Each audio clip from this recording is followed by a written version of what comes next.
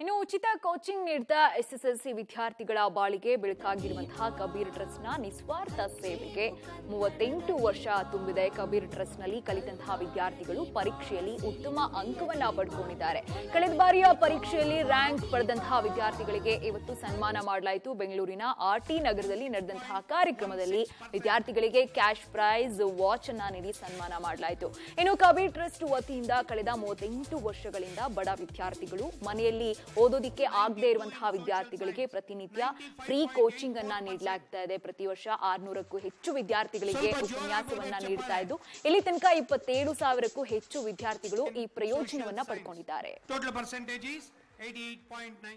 38 ವರ್ಷಗಳಿಂದ SLC ಓದತಕ್ಕಂಥ ಗಂಡು ಮತ್ತು ಹೆಣ್ಣು ಮಕ್ಕಳಿಗೋಸ್ಕರ ನಾವು ಈ ಒಂದು ಫ್ರೀ ಕೋಚಿಂಗ್ ಕ್ಲಾಸ್ ಮಾಡ್ಕೊಂಬಂದಿದ್ದೀವಿ.